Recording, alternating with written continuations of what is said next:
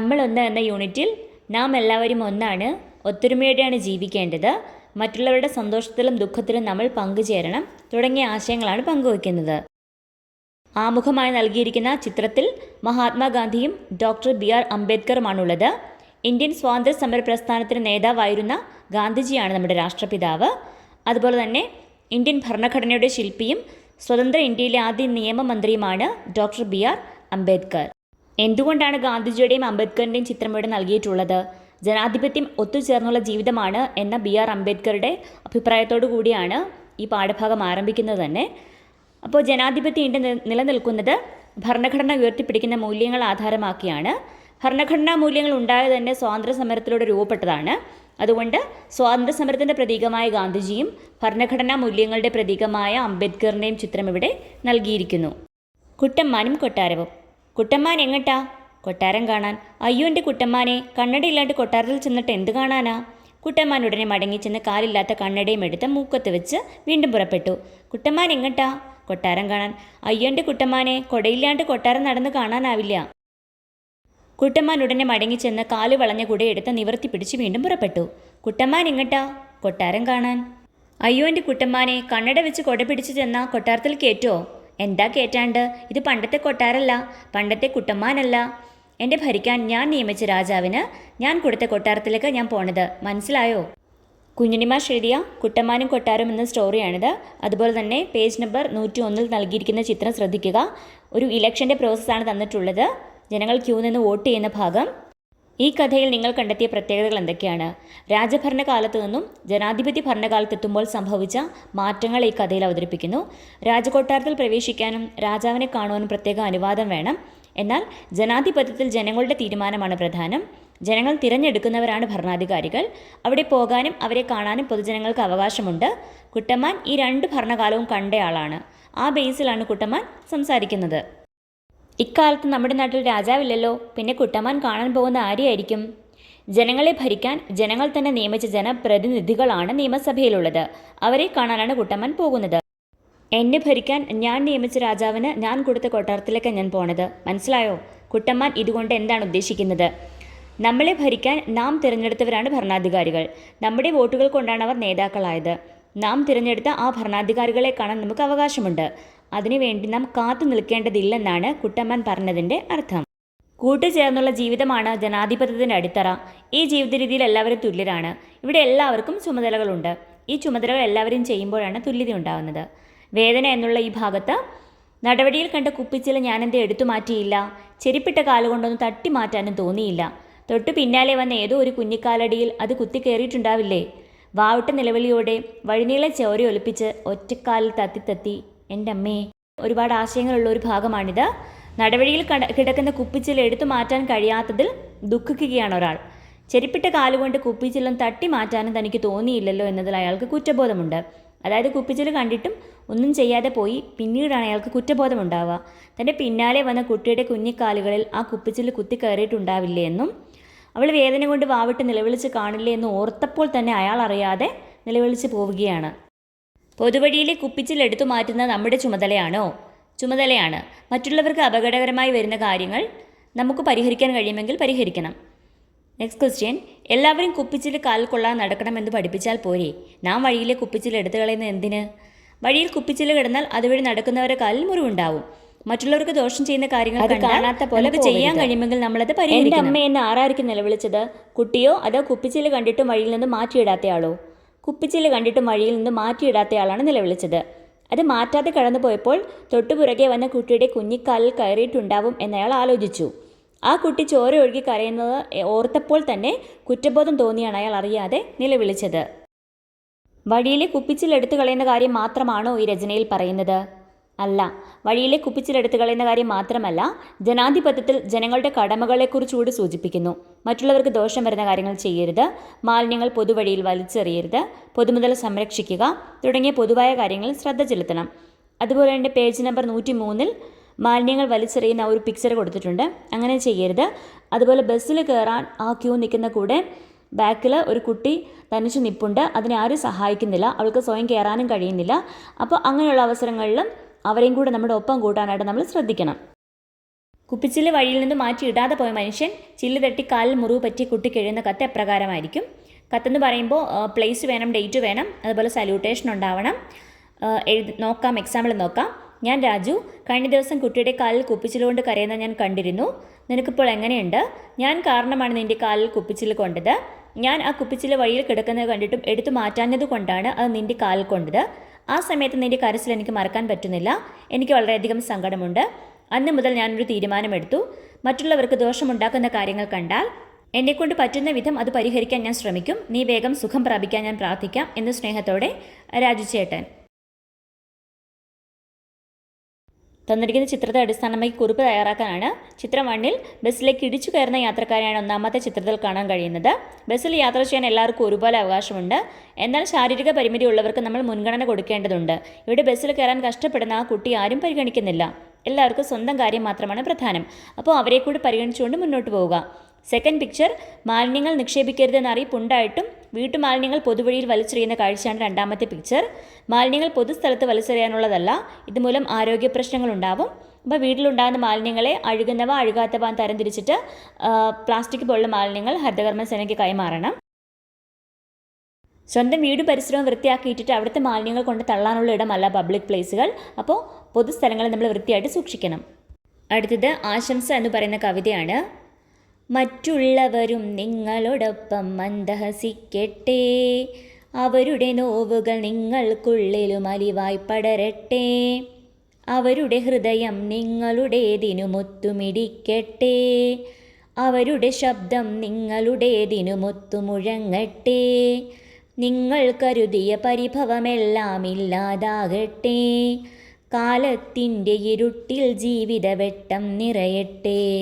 കവിതയുടെ ആശയം നോക്കുമ്പോൾ നമ്മുടെ പുഞ്ചിരിയിൽ മറ്റുള്ളവരെ കൂടി ഉൾപ്പെടുത്തുക. അവരുടെ സങ്കടങ്ങൾ നമുക്ക് അവരുടെ ദയവ് കാണിക്കാം. അവരുടെ ഹൃദയം നമ്മുടെ ഹൃദയത്തോടൊപ്പം ഇടിക്കണം. നമ്മുടെ ശബ്ദത്തിനൊത്ത് അവരുടെ ശബ്ദവും മുഴങ്ങണം. മറ്റുള്ളവരുടെ മനസ്സിൽ സൂക്ഷിച്ച പിണക്കങ്ങൾ ഇല്ലാതെയാക്കി കാലത്തിൻ്റെ ഇരുട്ടിൽ ജീവിതത്തിൻ്റെ പ്രകാശം നിറയ്ക്കുക എന്ന ആശയമാണ് ആശംസ എന്ന കവിതയിലുള്ളത്. വാക്കുകളുടെ അർത്ഥം ചോദിച്ചിട്ടുണ്ട്, അതെഴുതുക. അതുപോലെ തന്നെ എന്തെല്ലാമാണ് കവി ആശംസിക്കുന്നത്? മറ്റുള്ളവർ നമ്മോടൊത്ത് സന്തോഷിക്കട്ടെ എന്നും അവരുടെ വേദനകൾ നമ്മുടെ വേദനയായി കാണണമെന്നും കവി പറയുന്നു. മറ്റുള്ളവരുടെ ഹൃദയവും നമ്മോടൊപ്പം മിടിക്കട്ടെ എന്നും അവരുടെ ശബ്ദം നമ്മോടൊപ്പം മുഴങ്ങട്ടെ എന്നും കവി ആശംസിക്കുന്നു.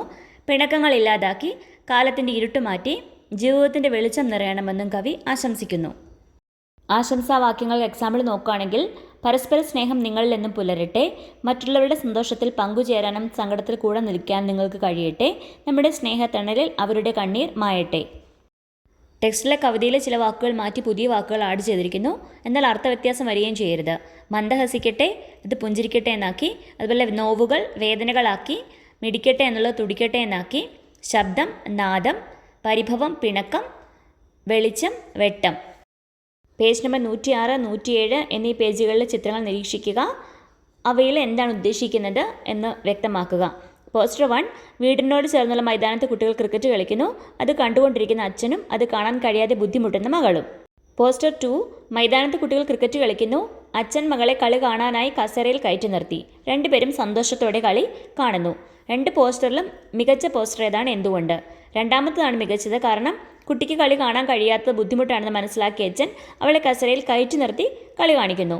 മറ്റുള്ളവർ നിങ്ങളോടൊപ്പം മന്ദഹസിക്കട്ടെ എന്ന വാചകം രണ്ടാമത്തെ ചിത്രത്തിനാണ് യോജിച്ചത്. കാരണം ആദ്യത്തെ പോസ്റ്ററിൽ കുട്ടിയെ അച്ഛൻ ശ്രദ്ധിക്കുന്നില്ല. അപ്പോൾ കുട്ടിക്ക് അവിടെ സന്തോഷം ഉണ്ടാകുന്നില്ല. രണ്ടുപേർക്കും സന്തോഷം ഉണ്ടാകുന്നത് രണ്ടുപേർക്കും പുഞ്ചിരി ഉണ്ടാകുമ്പോഴാണ്. പോസ്റ്ററിൻ്റെ പ്രത്യേകതകൾ നോക്കുകയാണെങ്കിൽ, ഒറ്റ നോട്ടത്തിൽ തന്നെ പ്രധാന ആശയം മനസ്സിൽ പതിയുന്ന രീതിയിൽ തയ്യാറാക്കണം. വാക്യങ്ങളും ചിത്രങ്ങളും ആകർഷകമാകണം. വാക്യങ്ങൾ ചുരുക്കി നൽകണം. അതുപോലെ വാക്കുകളും ചിത്രങ്ങളും മനോഹരമായിട്ട് ക്രമീകരിക്കണം. അപ്പോൾ ലേഔട്ട് സെറ്റായിരിക്കണം.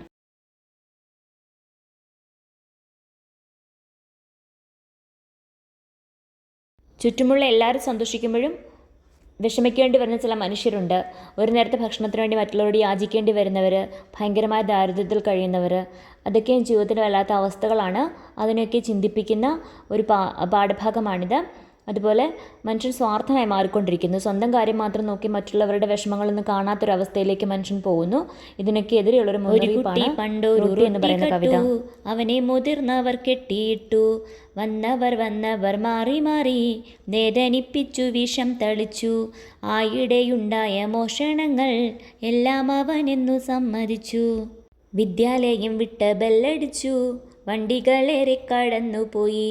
പോലീസു വന്നു കയറഴിച്ചു, കയ്യാമം വയ്ക്കാതെ കൊണ്ടുപോയി. പായുന്ന ജീപ്പിലെ പോലീസുകാരനെ ചാരിയുറക്കം പിടിച്ചിടുമ്പോൾ നിക്കറിൻ കീശയിൽ ഇക്കിളിയാക്കുന്നു വക്കത്തു ലേശം നനഞ്ഞ റൊട്ടി. വന്നവർ മാറി മാറി വേദനിപ്പിച്ചു, വിഷം തെളിച്ചു എന്നതുകൊണ്ട് എന്തായിരിക്കും സൂചിപ്പിക്കുന്നത്? വന്നവരൊക്കെയും കളിയാക്കുകയും കുത്തുവാക്കുകൾ പറഞ്ഞ് വേദനിപ്പിക്കുകയും ചെയ്തതിനെയാണ് വിഷം തെളിച്ചു എന്ന പ്രയോഗം കൊണ്ട് സൂചിപ്പിക്കുന്നത്. നിക്കറിൻ കീശയിൽ ഇക്കിളിയാക്കുന്നു, വക്കത്തു ലേശം നനഞ്ഞ റൊട്ടി. റൊട്ടി ഇക്കിളിയാക്കുമോ? നനഞ്ഞ റൊട്ടി കഷ്ണങ്ങൾ ദേഹത്തോട് ചേർന്നിരിക്കുമ്പോൾ ഉണ്ടാകുന്ന അസ്വസ്ഥതയാവാം ഇവിടെ ഇക്കിളി എന്ന വാക്കിൽ ഉദ്ദേശിക്കുന്നത്. റൊട്ടിയുടെ വക്ക് ലേശം നനഞ്ഞത് എങ്ങനെയായിരിക്കാം? മോഷ്ടിച്ച റൊട്ടി കഷ്ണത്തിൻ്റെ വക്ക് നനഞ്ഞത് വിശപ്പ് സഹിക്കാനാതെ അവൻ കഴിച്ചു തുടങ്ങിയിരുന്നു. അപ്പോൾ കഴിച്ചു തുടങ്ങിയപ്പോൾ ഉള്ള നനവായിരിക്കാം, അല്ലെങ്കിൽ ആളുകൾ ഓടിയെടുത്തപ്പോൾ പേടിച്ച് വിയർത്ത റൊട്ടിയിൽ നനവ് പടർന്നതും ആകാം. നമ്മളെല്ലാം മനസ്സുകൊണ്ട് വേദനിപ്പിച്ച സംഭവമായിരുന്നു വിശപ്പ് കാരണം ആഹാരം മോഷ്ടിച്ച മധു എന്ന ഒരു സാധു മനുഷ്യനെ തല്ലിക്കൊന്നത്. അത് നമ്മുടെ കേരളത്തിൽ നടന്നൊരു സംഭവമാണ്. ഈ കവിത വായിക്കുമ്പോൾ ആ അവസ്ഥകളൊക്കെ നമ്മുടെ മനസ്സിലേക്ക് കടന്നു പോകണം. ഇനി ഇങ്ങനെ ഒരു സംഭവങ്ങൾ ഉണ്ടാവാതെ ശ്രദ്ധിക്കണം. കവിതയിലെ സംഭവങ്ങളെ ക്രമമായി എഴുതുക. ഒരു കുട്ടി റൊട്ടി കെട്ടു, മുതിർന്നവർ അവനെ കെട്ടിയിട്ടു, വന്നവരെല്ലാം അവനെ വേദനിപ്പിച്ചു, അവിടെ ഉണ്ടായ എല്ലാ മോഷണങ്ങളും അവനിൽ ചുമത്തി, വിദ്യാലയം വിട്ടു, വണ്ടികൾ നിരവധി കടന്നുപോയി, പോലീസുകാർ വന്നവനെ വിലങ്ങു വെക്കാതെ കൊണ്ടുപോയി. പാഞ്ഞു പോകുന്ന ജീപ്പിൽ പോലീസുകാരെ ചാരി അവൻ ഉറക്കം പിടിച്ചിരുന്നു, വക്കത്ത് നനഞ്ഞ റൊട്ടി നിക്കറിൻ്റെ കീശയിൽ അവനെ ഇക്കിളിയാക്കി. സ്കൂൾ കഴിഞ്ഞ് എല്ലാവരും വീട്ടിലേക്ക് പോകുമ്പോൾ ഇവൻ പോയത് സ്റ്റേഷനിലേക്കാണ്. അതുപോലെ തന്നെ കവിതയിലെ കുട്ടിയെ നിങ്ങൾ കണ്ടുമുട്ടിയാൽ നിങ്ങൾ അവനോട് നടത്താനിടയുള്ള സംഭാഷണം. ഞാൻ: കുട്ടി, നിനക്ക് സംഭവിച്ചതൊക്കെ ഞാൻ അറിഞ്ഞു, എനിക്ക് വളരെ വിഷമം തോന്നി. കുട്ടി: എൻ്റെ വീട്ടിലെ പട്ടിണി കാരണമാണ് എനിക്ക് അങ്ങനെ ചെയ്യേണ്ടി വന്നത്, വിശപ്പ് സഹിക്കാൻ കഴിഞ്ഞില്ല. ഞാൻ: സാരമില്ല, നിൻ്റെ അവസ്ഥ മനസ്സിലാക്കി ആരെങ്കിലും സഹായിച്ചിരുന്നെങ്കിൽ നീ ഇത്രയും വിഷമിക്കേണ്ട അവസ്ഥ വരില്ലായിരുന്നു. കുട്ടി: ഇവിടെ എല്ലാവർക്കും അവരവരുടെ കാര്യമാണ് പ്രധാനം, മറ്റൊരാൾക്ക് വിഷമം വന്നാൽ സഹായിക്കാൻ ആരുമില്ല, ആർക്കും തോന്നാറില്ല. ഞാൻ കുട്ടിയെ സഹായിക്കാം. കുട്ടി: നന്ദിയുണ്ട്, ഒരാളെങ്കിലും എന്നെ മനസ്സിലാക്കിയല്ലോ, സന്തോഷമുണ്ട്. കവിതയെക്കുറിച്ച് ചർച്ച ചെയ്യുമ്പോൾ റൊട്ടി മോഷ്ടിച്ചത് ഒരു കുറ്റം തന്നെയാണ്, എന്നാൽ വിശപ്പ് സഹിക്കാൻ കഴിയാതെയാണ് അവൻ ആഹാരം മോഷ്ടിച്ചത്. അതുകൊണ്ട് പട്ടിണിയും ദാരിദ്ര്യവുമാണ് ഇവിടെ യഥാർത്ഥ കുറ്റവാളികൾ. പാവം കുട്ടി പട്ടിണിയുടെ ഇരയാണ്. പട്ടിണി കഷ്ടപ്പാട് ഇല്ലാതാക്കണം, അപ്പോഴേ എല്ലാവരിലും പുഞ്ചിരി തെളിയൂ. എല്ലാവർക്കും സന്തോഷിക്കാനാവുമ്പോഴാണ് ജനാധിപത്യം പൂവണിയുന്നത്. ഒരുപാട് ദേശഭേദങ്ങളുള്ള ഭാഷയാണ് നമ്മുടെ മലയാളം. നിലമ്പൂരിലെ ഗോത്ര വിഭാഗക്കാരായ ഏതാനും കുട്ടികൾ അവരുടെ ഭാഷയിൽ എഴുതിയ രചനയും അത് മലയാളത്തിലേക്ക് മാറ്റിയ രചനയുമാണ് താഴെ കൊടുത്തിരിക്കുന്നത്. ഗൂസ് കൈനീട്ടത് ചെടി സങ്കടബന്ത് എയ്ന്തത്. കുട്ടി കൈനീട്ടി, ചെടി സങ്കടപ്പെട്ടു. എന്തേ? ജേനി കുഞ്ഞി വരുതല് ഞാൻ എന്തേള് കേളും. തേനീച്ച വരുമ്പോൾ ഞാൻ എന്തു പറയും? ബണ്ട് വരുതല് ഞാൻ എന്തേള് കേളും. ശലഭം വരുമ്പോൾ ഞാൻ എന്തു പറയും? പക്കി വരുതല് ഞാൻ എന്തേല് കേളും. കുരുവി വരുമ്പോൾ ഞാൻ എന്തു പറയും? ഗൂസ് ചെടിക്ക് ഒന്ന് മുദ്ദു കൊണ്ടത്. കുട്ടി ചെടിക്കൊരു മുത്തം കൊടുത്തു. രണ്ട് രചനയിലെയും വാക്കുകൾ തമ്മിലുള്ള സാമ്യ വ്യത്യാസം കണ്ടെത്തൂ. ചെടി നമ്മോട് പറയുന്ന എന്ന പാഠഭാഗത്തിലെ രണ്ട് രചനകളിലെയും വാക്കുകളിൽ ചില സാമ്യ വ്യത്യാസങ്ങളുണ്ട്. ഗോത്രഭാഷയിലെ ചില വാക്കുകൾ സാധാരണ ഉപയോഗിക്കുന്ന മലയാള ഭാഷകളിൽ വാക്കുകൾ തന്നെയാണ്. അതായത് ചില വാക്കുകൾ രണ്ട് ഭാഗത്തും സെയിം തന്നെയാണ്. കൈ, ചെടി, സങ്കട, ചെടിക്ക് തുടങ്ങിയ പദങ്ങൾ ഒന്ന് തന്നെയാണ്. എന്നാൽ ഗൂസ് അതായത് കുട്ടി, എയ്ന്തത് എൻ്റെ, ജേനി കുഞ്ഞി തേനീച്ച, വരുതല് വരുമ്പോൾ, ഞാൻ എന്തേള് ഞാൻ എന്ത്, കേളും പറയും, ബണ്ട് ശലഭം, വരുതല് വരുമ്പോൾ, പക്കി കുരുവി, മുദ്ദ് മുത്തം തുടങ്ങിയ വാക്കുകൾ രണ്ട് രചനയിലും വ്യത്യാസപ്പെട്ടിരിക്കുന്നു. കുട്ടി കൈനീട്ടത് എന്തിനായിരിക്കും? പൂവ് പറിച്ചെടുക്കാനാണ് കുട്ടി കൈനീട്ടിയത്. ആർക്ക് അവകാശപ്പെട്ടതാണ് പൂക്കൾ? തേനീച്ച, ചിത്രശലഭം, കുരുവി തുടങ്ങിയവയ്ക്കെല്ലാം അവകാശപ്പെട്ടതാണ്. കുട്ടിച്ചെടിക്ക് മുത്തം കൊടുക്കാൻ കാരണമെന്ത്? തേനീച്ച, ശലഭം, കുരുവി തുടങ്ങിയ ജീവജാലങ്ങൾക്കൊക്കെ തേൻ കൊടുത്ത് പരിപാലിക്കുന്നത് ചെടിയാണ്. അതുകൊണ്ടാണ് കുട്ടിച്ചെടിക്ക് മുത്തം കൊടുത്തത്. ഈ കവിതയിൽ ചെടി എന്തെല്ലാമാണ് നമ്മെ പഠിപ്പിക്കുന്നത്? തേനീച്ചയ്ക്കും കുരുവിക്കും ശലഭത്തിനുമൊക്കെ പൂന്തേൻ നൽകി പരിപാലിക്കുന്ന ചെടി എല്ലാവരെയും ഒരുപോലെയാണ് പരിഗണിക്കുന്നത്. നമ്മെ ആശ്രയിച്ച് ജീവിക്കുന്നവരെ ഒരിക്കലും നിരാശരാക്കരുതെന്നും നമ്മുടെ ജീവിതം കൊണ്ട് മറ്റുള്ളവർക്കും ഉപകാരമുണ്ടാകണമെന്നുമാണ് ചെടി നമ്മളെ പഠിപ്പിക്കുന്നത്. കവിതയ്ക്കൊരു തലക്കെട്ട് നൽകൂ. ഹെഡ്ലൈൻ കൊടുക്കാൻ നോക്കുകയാണെങ്കിൽ കുട്ടിയും ചെടിയും. അതുപോലെ തന്നെ ആനയെ രണ്ടുപേരും കഠിനമായിട്ട് ഉപദ്രവിച്ച് അനുസരിപ്പിക്കുന്നതാണ്. അപ്പോൾ ആനയുടെ ചിന്തകൾ എന്തൊക്കെയാവാം? കാട്ടിൽ സന്തോഷത്തോടെ ജീവിച്ചിരുന്ന എന്നെ നിങ്ങൾ നാട്ടിൽ കൊണ്ടുവന്ന എന്തിനാണ്? ഞാൻ നിങ്ങൾക്ക് വേണ്ടി പണിയെടുത്തിട്ടും എന്നെ എന്തിനാണ് വേദനിപ്പിക്കുന്നത്? അവിടെ കാട്ടിൽ എൻ്റെ അച്ഛനും അമ്മയും സഹോദരങ്ങളുമൊക്കെ എന്നെ കാണാതെ വിഷമിക്കുന്നുണ്ടാവും. എനിക്കും അവരെ കാണണമെന്നും കാട്ടിൽ കൂട്ടുകാരോടൊത്ത് ഓടിച്ചാടി നടക്കണമെന്നും ആഗ്രഹമുണ്ട്. വടികൊണ്ട് അടിയേൽക്കുമ്പോഴും തോട്ടുകൊണ്ട് ചെവിയിൽ കൊളുത്തി വലിക്കുമ്പോഴും ഞാൻ വേദന കൊണ്ട് പുളയാറുണ്ട്. നിങ്ങൾ മനുഷ്യരെ ആരെങ്കിലും ഉപദ്രവിച്ചാൽ നിങ്ങൾക്ക് വേദനിക്കില്ലേ? ഞങ്ങൾ മൃഗങ്ങൾക്കും നിങ്ങളെപ്പോലെ തന്നെ വേദനയുണ്ട്, ശരീരത്തിനും മനസ്സിനും. ടെക്സ്റ്റിൽ സ്വാതന്ത്ര്യത്തെക്കുറിച്ചൊരു സിനിമയെക്കുറിച്ച് പറയുന്നുണ്ട്. ഇതൊരു ഷോർട്ട് ഫിലിമാണ്. വേർ ഈസ് മൈ ഫ്രീഡം എന്ന് പറയുന്നൊരു ഷോർട്ട് ഫിലിം. മേഘനാഥ് കുഴൽമന്ദൻ തയ്യാറാക്കിയ ഷോർട്ട് ഫിലിമാണ് വേർ ഈസ് മൈ ഫ്രീഡം.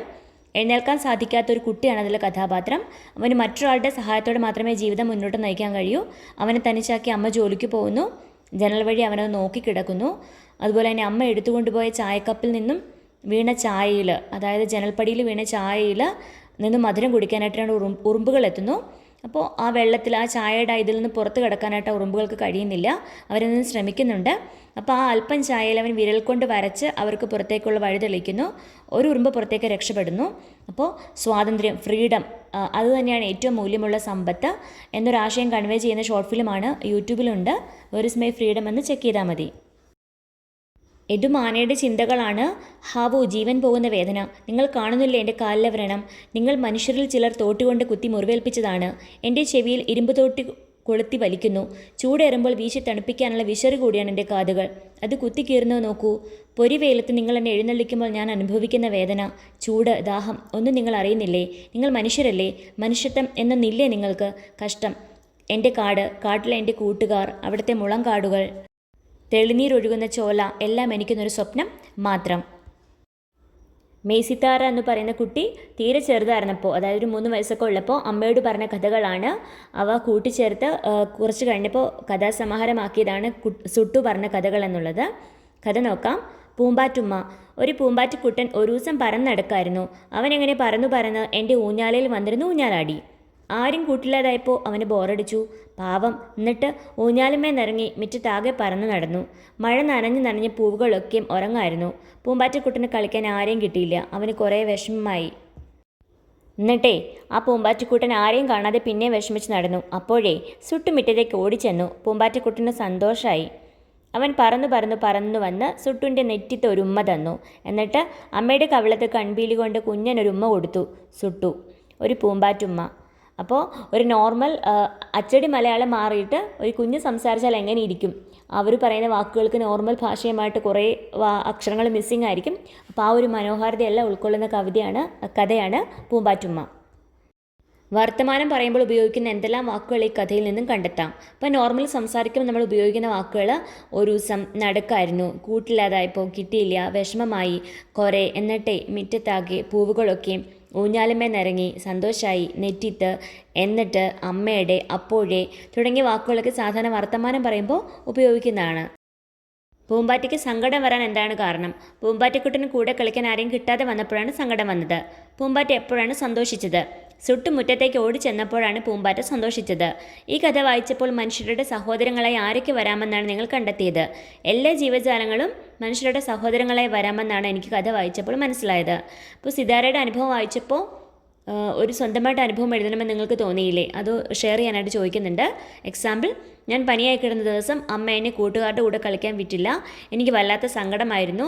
എൻ്റെ സങ്കടം കണ്ട് എൻ്റെ പൂച്ചക്കുട്ടി എൻ്റെ അടുത്ത് വന്നിരുന്നു. മ്യാവു എന്ന് കരഞ്ഞുകൊണ്ട് അവൾ എന്തൊക്കെയോ എന്നോട് പറയുകയും എൻ്റെ ദേഹത്ത് ഉരുമി നിൽക്കുകയും ചെയ്തു. അപ്പോൾ എനിക്ക് വലിയ സന്തോഷം തോന്നി. ആ ദിവസം അവൾ എൻ്റെ അടുത്തുനിന്ന് മാറിയിട്ടേ ഇല്ല.